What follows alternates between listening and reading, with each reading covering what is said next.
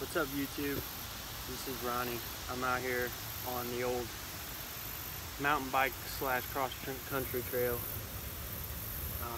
Beautiful day, nobody in sight. There's a lot of festivals and stuff going on out here on the trusty War Eagle. Just enjoying the day as much as I can before the rain gets here. It'd be an interesting ride in, I think, because I'm 10 miles into the trail, 10 miles back, and I'm pretty sure by the time I hit gravel again, it's going to be raining. You deal with what you deal with. The old bike is doing fantastic. Zero breakdowns, zero flats, zero anything. I mean, there's been no problems. I changed the grips out. Check out those fantastic things. I'm keeping the red, white, and blue and black theme going on. The black being the solid primary color, but everything's being done in gloss. As you can tell, the shock is still that glossy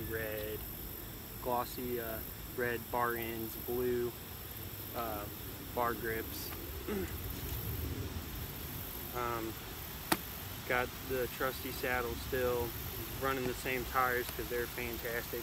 I talked to my local bike shop. He's going to hook me up with some better tires for what I'm doing. These are really nice aggressive tires, but whenever I'm hitting like looser stuff, if this makes any sense, they try to dig too much, so then I'm catching myself working more than I am moving.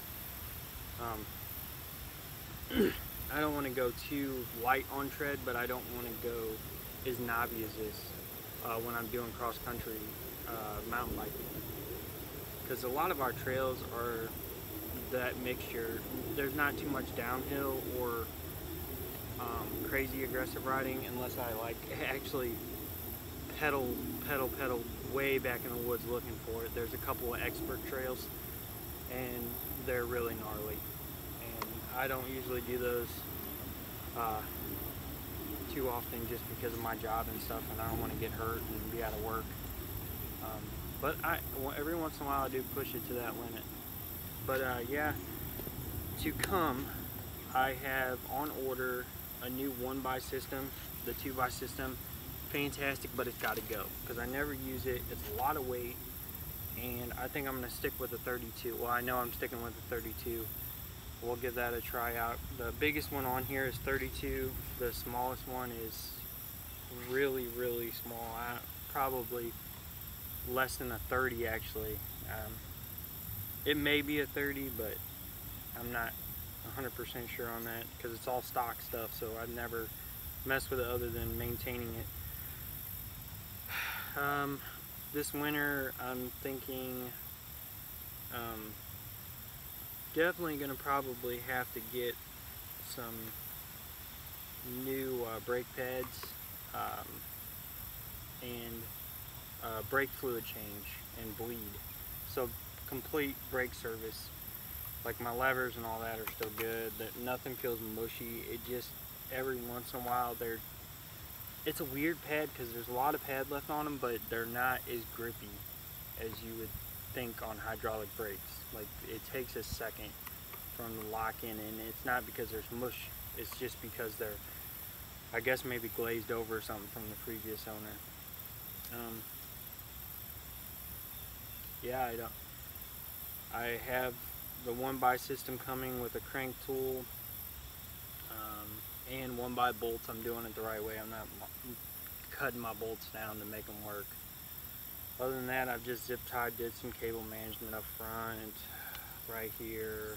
Never noticed this one was missing. There's a cable clip that was missing. I zip tied a new zip tie in there. Suspension's been doing good. I can't imagine why anybody would change the suspension off of this bike from stock, but a lot of people do. And I'm learning more and more about this bike because it has a huge following, the Giant Reigns. The new one's awesome. I wish I could afford it. $3,000 brand new, in the model that I would even consider buying. But I think overall this is a great bike. I mean, this bike was originally tested, a little bit of the history. It was originally tested in the X Series, the original, with a downhill fork, and it surpassed all expectations. They said they could have ran this as a downhill bike. They just didn't want to market it as that. And if this makes any sense, they're just trying to not give you too much value for your money. Because a downhill bike, a good entry-level downhill bike is 3,000 plus. And if you could market this at the original 2700 with a downhill fork, they would just be giving this thing away. And it would have been 200 mils of travel, because that's what this bike was originally tested for, this platform, with the Maestro suspension. It's got the Bomber 50 on the front still. I removed the decals because they were wore out and put some American flags on both sides. I don't know, that's it.